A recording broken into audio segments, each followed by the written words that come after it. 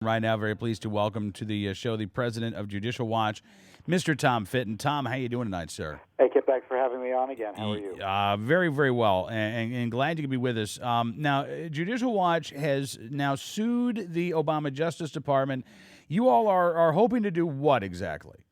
Well, we're hoping to get what Congress can't, which is some more detail on the documents that are being withheld pursuant to the fraudulent executive privilege, at least in my view, that Obama asserted to keep his attorney general out of jail on the Fast and Furious scandal.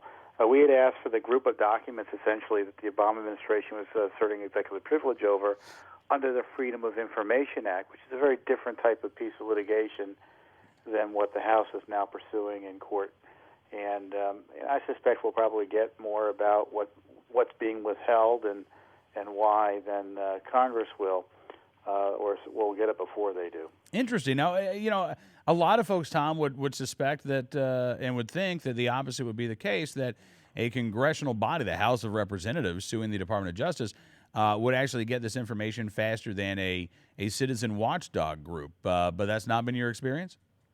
No, it hasn't been my experience.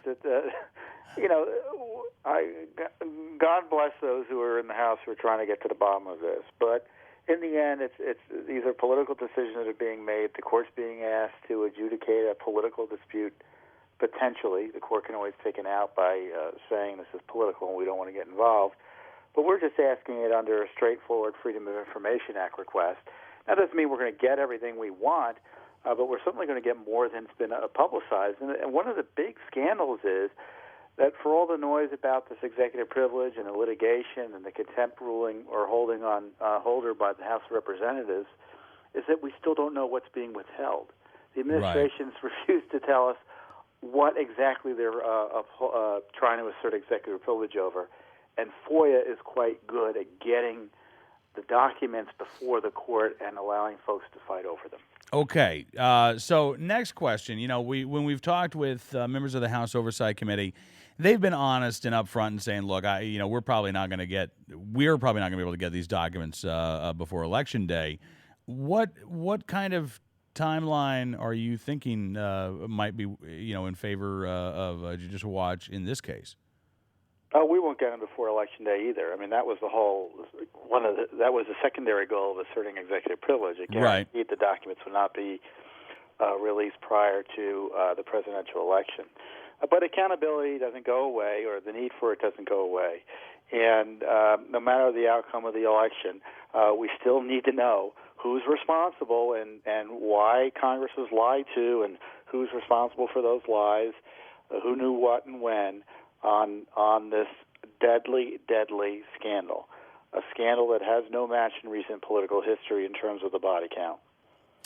Tom, I'm curious. We saw yesterday a figure in the Solyndra scandal refused to appear before Congress. He had been subpoenaed. They wanted to do a deposition, and he refused to show up.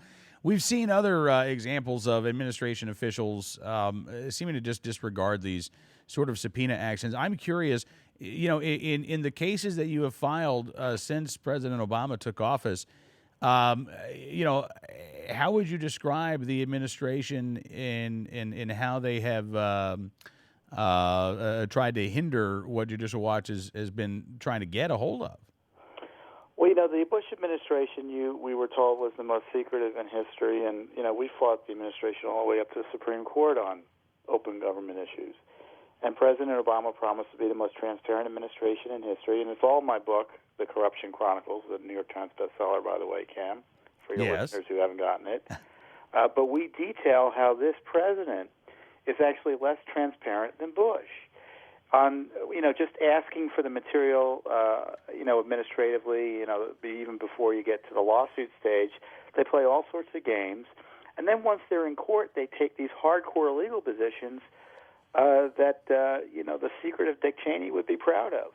So administratively, they're worse than Bush because they will ask you. For instance, we asked for all the complaints that the TSA had over their pat downs and everything. Right. And the response from the administration is, "What do you mean by complaint?" I mean, it's that sort of game you have to go through with this administration.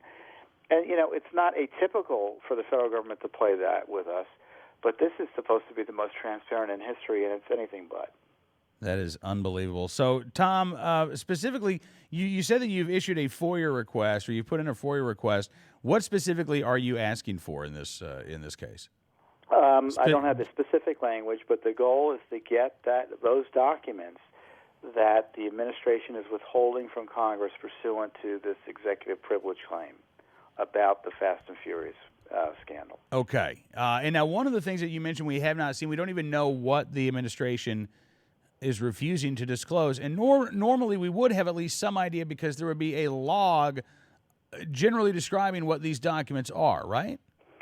Well, that's right. And in order for the court to adjudicate our FOIA claim, if standard procedures followed, if the rules are followed as we understand them under the Freedom of Information Act, the administration will present to us a list of the documents, providing as much information as they can without disclosing them. That to be fair to them, if they're fighting over them legitimately, that it gives not only the court enough information to judge their claim, but Judicial Watch enough information to fight their claim if necessary. Because of course they have all the information, so they got to give us a little bit so we can figure out what documents we want to fight over. And I think that listing of documents are going to be very instructive. Similarly, we had sued for the Black Panther scandal documents when the Justice Department overturned essentially the decision of the career Civil Rights Division attorneys prosecuting the Black Panthers over standing in front of that Philadelphia polling place with the truncheon. Right. And they fought us with all the documents. They didn't want to turn over anything. But they turned over an index of the documents. And that index of the documents showed internal DOJ back and forth, which showed that political appointees, contrary to the Obama administration lies about the scandal, were involved in overturning the Black Panther prosecutions, or at least shutting most of the case down. So even getting the list of documents you're not getting might tell you more than what we have now. Well, you're right. I mean, at least it tells you who was involved in these discussions. If this is executive privilege, was there a document sent to the White House? Now, a Vaughn Index, which is the technical term, might tell you where the email was sent to, from whom it was sent, what day, subject matter, things like that. Very enlightening, I tell you, very enlightening if we get that type of information. Absolutely. And then, of course, Tom, if there wasn't any emails, or if there weren't any emails sent to the White House, if there weren't any emails coming from the White House, then, well, that would undercut the claim of executive privilege, wouldn't it?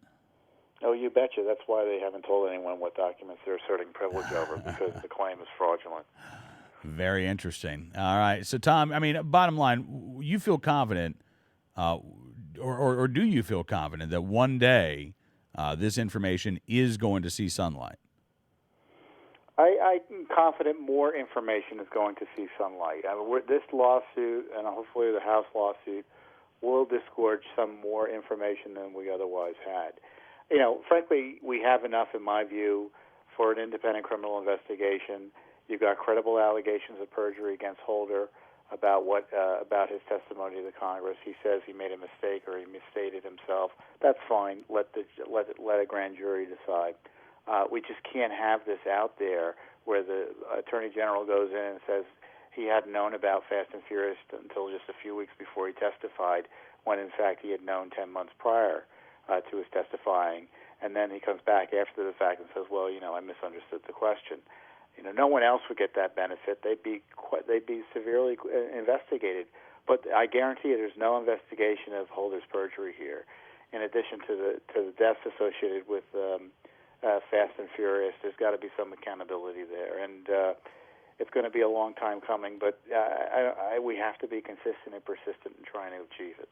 Absolutely. All right. Well, listen, Tom, glad you could join us on the program tonight, and hopefully we can have you on again very soon. Hey, thanks.